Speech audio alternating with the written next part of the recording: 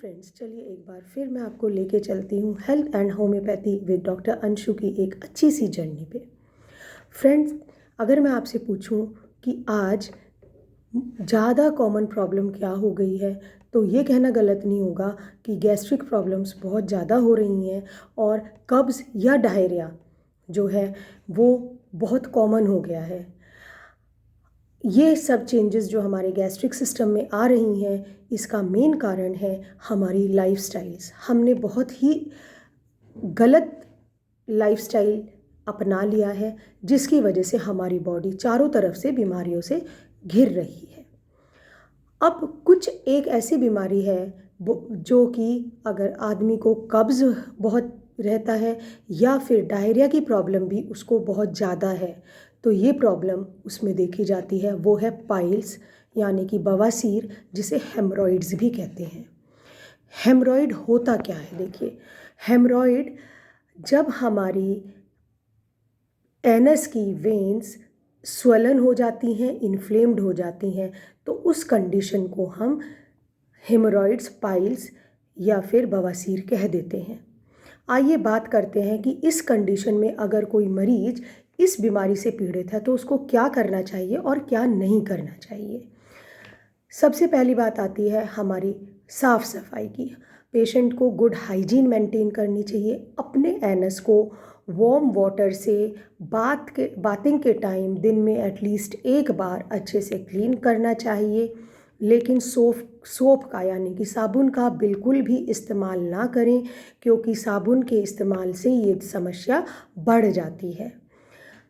आजकल हम लोगों ने वेस्टर्न कल्चर अपना लिया है और बहुत जगह toilet paper, tissue papers use किए जाते हैं, तो जो पेशेंट हेमरॉइड्स या पाइल से पीड़ित है वो रफ़ टॉयलेट पेपर का यूज़ ना करें।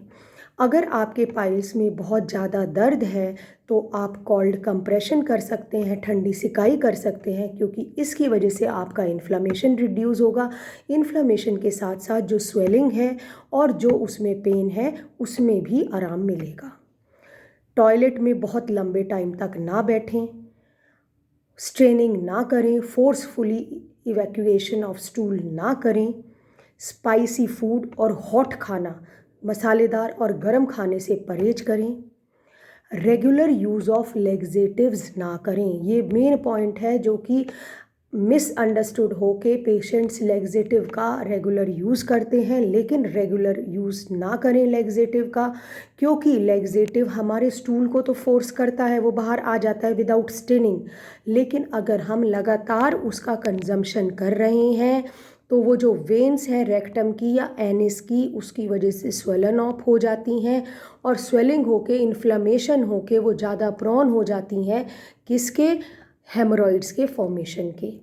स्टूल सॉफ्टनर्स आप ले सकते हैं, लेकिन ज़्यादा लंबा इस्तेमाल उनका भी ना करें, क्योंकि उनकी ओवरडोज भी हमारे हेमरॉइड्स को एक्सपोज करती है to the bacterias causing infection and thus leading to the complications as hemorrhoids और piles। ज़्यादा लिक्विड डाइट लें, वो थिंग्स अवॉइड करें अपने खाने में जो कि कॉन्स्टिपेशन कॉज कर रही हैं। अब मैं आपको बताती हूँ कि कौन कौन से ऐसे बेस्ट फूड्स हैं जो कि हमें कंज्यूम करना चाहिए। कुछ ऐसे खाने हैं जो हमें अवॉइड करना चाहिए और कुछ ऐसा हमारा भोजन है जो हमें ले लेना चाहिए। बेस्ट फूड है, जैसे आप एप्पल खा सकते हो। एप्पल सीडर विनेगर का आप अगर routinely as a medicine use करते हैं तो वो भी आपको कहीं ना कहीं फ़ायदेमंद होता है, लेकिन जिनको एसिड की प्रॉब्लम है, जिनको एसिडिटी बनती है, वो प्लीज़ इसका प्रयोग ना करें। आप पियर खा सकते हैं, कॉर्न खा सकते हैं, साबुत अनाज आपके लिए बहुत अच्छा होगा। और सबसे लास्ट में आता है बनाना, जो कि एक बहुत एवरग्रीन 12 मंथ्स में आने वाला, हर महीने में पाया जाता है, वो है बनाना। बनाना बहुत अच्छा होता है हेमरॉइड्स के लिए। क्यों अच्छा होता है? क्योंकि बनाना में जो शुगर पाई जाती है, जब हम उसे कंज्यूम करते हैं वो शुगर अंदर जाती है, वो पाइल्स को सूथिंग इफ़ेक्ट देती है और सूथिंग इफ़ेक्ट की वजह से इन्फ्लेमेशन रिड्यूस हो जाता है।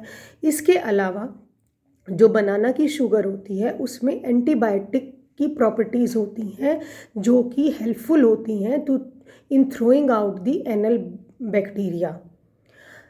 ये तो हुई बातें कि आपको क्या करना चाहिए, लेकिन कुछ चीज़ें ऐसी हैं जो कि हेमरॉइड के पेशेंट को 100% ध्यान रखना चाहिए कि उसको अपनी लाइफ से उनको हमेशा के लिए एग्ज़िट कर देना है। उसमें से है, देखिए, फैटी और लो फाइबर डाइट हम नहीं लेंगे, क्योंकि लो फाइबर डाइट से कॉन्स्टिपेशन होता है और कॉन्स्टिपेशन एक एग्रावेटिंग फैक्टर हो जाता है हिमोरॉइड्स का। और जैसे कॉन्स्टिपेशन है, आपको हिमरॉइड है तो वो एग्रावेट होंगे, उनमें मोर ब्लीडिंग भी होगी। ब्लीडिंग ज़्यादा होगी, रेक्टल ब्लीडिंग, तो आप कहीं ना कहीं एनेमिक भी हो सकते हैं, एनीमिया यानी कि खून की कमी का भी शिकार हो सकते हैं। तो आप जो है, आप लो फाइबर डाइट और फैटी डाइट को अवॉइड करें।